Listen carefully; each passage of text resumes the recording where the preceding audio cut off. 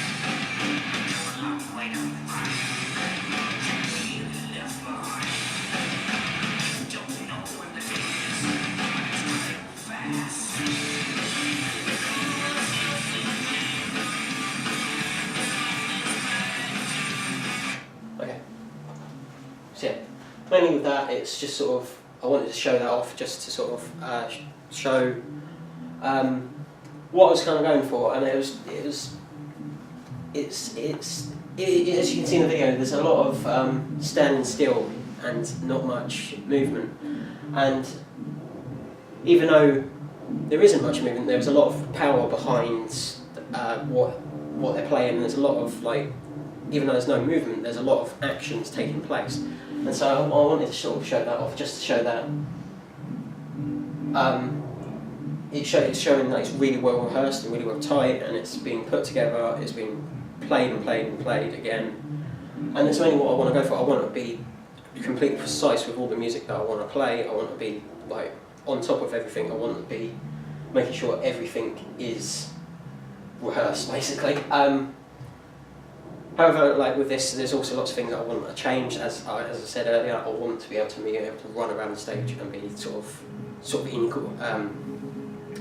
involve myself with the audience, and sort of with one of the other things, I've chosen this song to play as well as a part of my set because it's the opening song for that concert, and it's just a very strong and powerful opening song. And I thought, why not copy it? Because if you've got that amount of power behind it, if you can emulate that and do it on stage, your performance will be as good. That's my plan. So, oh, I can't skip it. This is very insane. Oh god. Just click into the slide on there. There we go. Yeah. Okay. So, on another note. Artists I want to take influence from. Okay, this here is Bruce Dickinson. He's from Iron Maiden. He is the lead singer for like 25 years. The thing I basically admire about him is that he just runs around the stage like a lunatic. He incorporates, like, he involves the audience to a level of degree that I don't see any other artists actually do. He talks to the crowd with his hands. He'll be jumping around, he'll be just waving his hands at everyone, and then they'll join in. And it's something that I've wanted to sort of show off in my performance. And so one of the reasons I wanted to show him off is because recently I bought a wireless guitar kit, and that was mainly one of the reasons I decided to do it, because I wanted to show on my lead performance that I can emulate him. I wanted to show that I can run around, I can jump over the stage if I know, because he can show his dominance just by jumping around all the time. He doesn't need to speak. He can just use his movement to make the crowd jump up and be mental.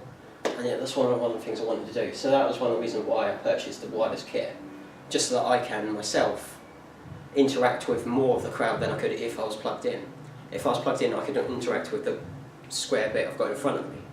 And so I thought, I'll buy this wireless kit, and I can run around, I can be like Bruce Dickinson, I can show energy, I can show positivity in what I want to play by moving around the stage. This is also Dave Mustaine. He is from Megadeth, he's from the band that was in the video, and he's a very different sort of movement. He stands still, he stands at the microphone playing his guitar, but his movements through his hands alone show more sort of like power than any sort of movement. And so that's what I wanted to emulate as well. I wanted to be able to show that I have control of the situation. I have control. I can be. I can show everyone what I want. I can basically show that I am in control. I can stand at the front of an audience, at the front of a stage, playing my guitar, and everyone to be looking at me. And that was one of the reasons I chose him. I just wanted to show that he just sort of, he's just something I admire to, and something I wanted to put forward in my own performance, something I wanted to emulate myself. Okay. Here is a load of song ideas and performance choices, basically. As you can see, I put it into 3 sections. This was mainly because I was unsure what to pick. And yeah, I just wanted to show this off just because I had a lot of different ideas. I wanted to either go for a hard rock set, a thrash metal set, or a mixture of songs. Just sort of showing off like ideas, and in the end I picked the sort of thrash metal set just sort of because it was with everyone else, it was all the styles and everything I wanted to play. And like all the people that are in that kind of music is what I wanted to show off. And that's mainly I just wanted to show that off. Oh, I've got slides. Ooh. Okay, so this is the dress code for the performance I'm hoping to do. This is mainly here. This is mainly me copying Dave Mustaine once again. I wanted to sort of show off. It's mainly the style that I wear now. It's tall top, jeans, boots, and yeah, I just wanted to show that off. I just wanted to show that I'm putting everything into one style of like one character. I want to be Dave Mustaine. I want to show off that I am him, and so the best way to do that is for the band or myself mainly, just to be wearing what he wears, and he wears either tall tops or shirts, which is something that I quite like myself. He just shows off that you can wear a shirt in a heavy metal concert, which is something that not many people can pull off. And the standard jeans and boots, and it's just, yeah, it's something I wear, and it's something I wear now. I want to show that off on stage. I want to show off that I am Dave Mustaine technically, even though I'm not. I am Dougie Lee, but I am Dave Mustaine. That's one. Next. My movement and audience participation. Yep, so while moving around on stage, I want it to be sort of showing, like, I want to be using the entire stage. I don't want to just be trapped in one corner of the room. I want to be wherever I can get. I want to be over one side of the stage interacting with the audience on one side. I want to be over on the other side of the stage interacting with that side of the audience. I want to be sort of joining along with other members of the band that I can join along with. If I wasn't, if I was plugged in to sing, I could maybe look at the guitarist across the other side of the room and headbang a bit. But if I can move around more freely and use a wireless guitar kit, as I've been talking on about, I can sort of jump along all the sides of the stage, interact with many different audience members, and get the crowd more involved. If I'm standing in one corner, I can get maybe that half of the crowd involved in my music. If I can move across the entire stage, I can get the entire crowd bouncing along, jumping along, get more of the audience clapping if I can go over to them and basically look them directly in the eyes. And yeah, so a lot of that with my set, I wanted just to sort of, a lot of my set is bouncy, energetic and fun, and so I wanted to be able to sort of jump along to the crowd and jump along, make them join in and sort of just make them come closer to us, make them be in like the crowd, not in the background of the audience. I want them to be able to come forward and see us and enjoy themselves and clap along and jump along. Yeah. Verbal and non-verbal communication. Yeah. So this happens quite a bit. Mainly this is a lot of verbal and non-verbal communication in my set will be with a lot of different band members, mainly with the band members, mainly talking to other guitarists and drummers that might have just slightly got out of time, or to the singers to cut it off early. Yeah, this is mainly sort of a lot of my practicing with the songs so far. I've been sort of wanting songs cut off earlier than they do in the actual track, and so to do this I've been doing a lot of verbal communication with the drummer and a lot of non-verbal communication just to like cut it short or something like that. And there's something that obviously on stage there'll be a lot of, because we'll be playing a lot faster and there's a much more possibility that you're going to forget what we've done. So I've already arranged with the drummer some sort of movements and everything. I wanted to show like cut off, stop, simmer down slowly. And it's a lot of stuff that I've been working with him. I just wanted to sort of show that forward, that a lot more stuff I can talk to the band. Just sort of, and a lot of verbal communication that will be with the audience. Non-verbal communication will be mainly with the band, just sort of trying to show them to stop or something. And a lot of the verbal communication will be with the audience, telling them to join in or just saying hello to them. Communication with technical staffs, and again that has a lot to do with hand gestures. I wanted to be able to sort of just wave to them and point up to say that, to turn up the amp or turn up the front monitors. And yeah, other technical staffs like engineers and everything like that I can talk to with basically non-verbal communication. A lot of it's, I don't want to be speaking through the microphones to a lot of the thing, because I feel like that would ruin my set. I feel like if I'm showing off a lot of power and dominance in each of my songs, I want to be able to not show off that I've got a squeaky voice, basically. Health and safety. There's many here. Okay, so one hazard that incorporating on my set, especially with me with a wireless kit, is tripping over other people's cables. I don't want to be running across the stage and then the bassist have his cable caught up and I'm going to fall over on my face.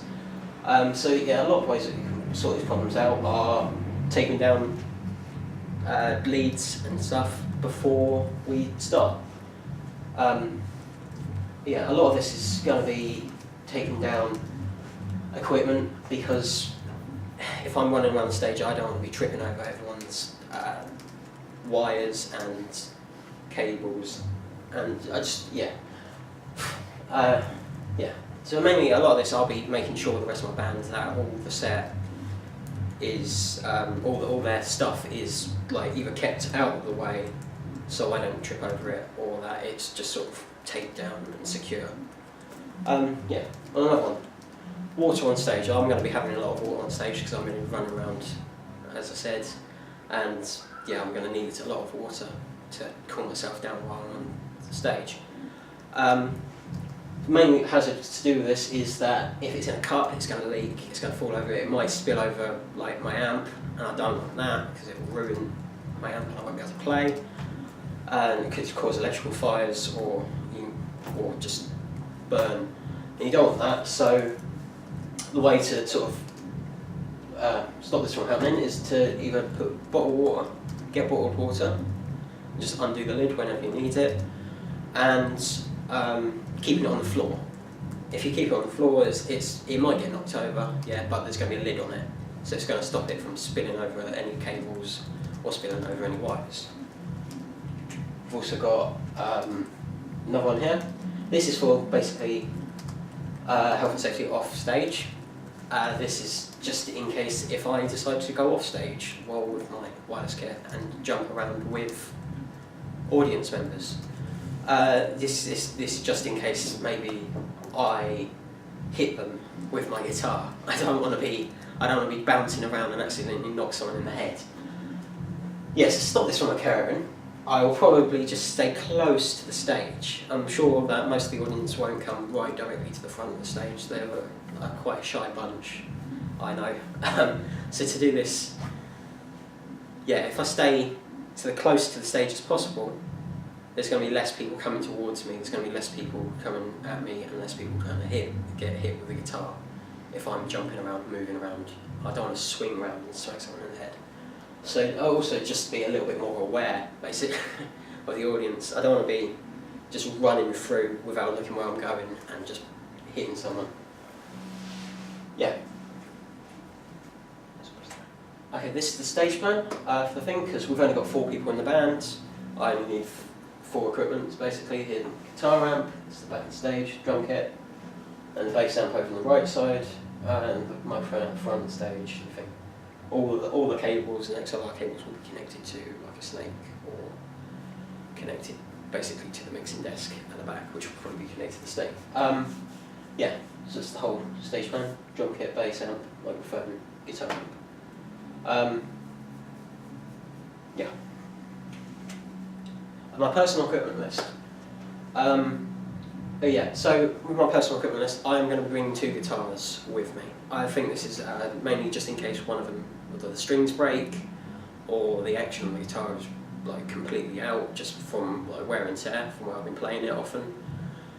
And so I'm going to keep one of them off stage, open in its case, ready to be taken out. So I can just, if one does break, I can quickly run off stage, pull out the lead, pull it in the other case, pick up my other guitar, put the lead back in, jump back on stage.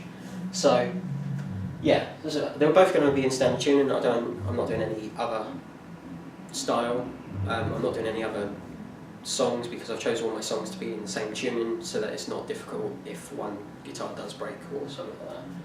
I also need a guitar tuner, obviously, just in case maybe it's out of tune, or it's going out of tune quickly for some bad reason.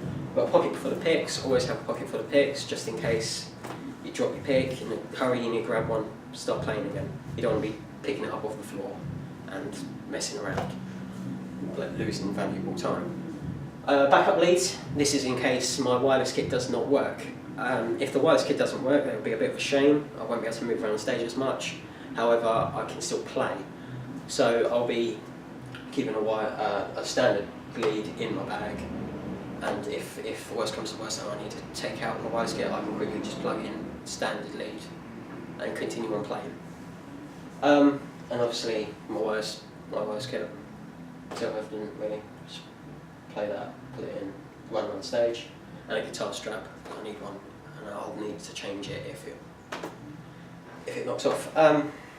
Next, my ability to perform a lead role and performance. Okay, this is mainly overall. I feel pretty confident with my playing skills. I feel pretty confident with myself on stage. I feel like over the years I've been playing in level 2 and level 3. I've played at 6 end of term concerts now at 85. My lead performance will also be at 85. So I'm very comfortable with the area, the atmosphere of that building, and so it's going to be a lot more comfortable if I was somewhere else. If I was somewhere else, I'd probably be a bit more concerned about what I'm doing. But I know 85 quite well now. I know that I'm running around and I'm not going to get in the way of anyone. I know that I'm not going to ruin my amp by plugging them into the wrong systems. I know, and so yeah, everything that I do, I've done previously there. Everything I've played, I've done previously at that 85, and I've been playing in the performance course for 2 years now, so I know what I'm doing. A lot of my songs are from my own genre, and so therefore I'm much more confident than playing some blues or playing jazz. Saying that, you know, it's just not my style of music. So playing my style of music is a big help into being confident on stage. And yeah, it means that I enjoy them more and I can practice them. Just like I will practice them more vigorously because I know that these are the styles I want to do. This is the songs I want to do. However, I need to work on my on-stage actions. As a guitarist, I'm normally sort of to the side. I can come to the front of the stage, I can play the guitar, I can show off the solos and everything like that. I've done that. However, when it comes to sort of movement, in hand gestures or telling everyone to clap along and everything, I feel like I'm very waiting for the singer to do it or waiting for someone else to do it. This time I feel like, as obviously it's my lead performance, I need to be showing that I can do this a lot more. So that's one thing I feel like I need to improve on. I need to sort of be able to make the audience get involved, make the audience clap. And so that's why I wanted to show off earlier the Bruce Dickinson and Dave Mustaine sort of things that I'm trying to basically put into my style. Okay, the nature of the performance environment. So my set's basically a heavy metal, thrash metal set. It's going to be heavy, it's going to be loud, it's going to be for metalers. It's not going to be for someone who doesn't like that style of music. I mean, you can listen to certain style of music and someone will like it. However, when it comes to metal, it's a very sort of slim majority. So my set needs to cater for that, and one place that caters for is at 85. A lot of that area is big open, it's black, it's dark, there's lots of lighting rigs, it's smoke machines, and it's what an on-stage performance of my style of music would be like if it was in a big place, if it was in, you know, mega countries on mega stages around the world. That's what that would be, and so that's why that sort of place would suit me better.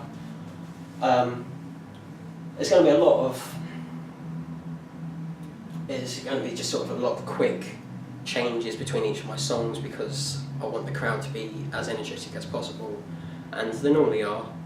But keeping the songs sort of together quick, not much talking in between each one, so I can get each song out that I want to get out, will sort of make the audience more sort of involved and make the sort of whole feel of the place a lot more happy. And that's it. Okay, good. Okay, a couple of questions. Yes, of course. Did we cover the health and safety implications? Yes. Yep. You talk about bands. You said there's 4 people in your band. Yes. So who's in it? You've got drums. I've got drums, which Yep. is Jake. Yep. And then we've got bass, which is also our other Jake. Yep. We've got myself, which is obviously lead and rhythm guitar. Yeah. And then we've got the vocalist, which is Jay. That's right. Yeah. Okay, cool. Right, that was my question. Okay. Okay, brilliant. Will you talk to this? Will you talk to the tech staff beforehand so they, if you've got, you were talking about giving them some sort of direction. And Yes. things. Have you got things that you need to talk to them beforehand, or is there anything? I have.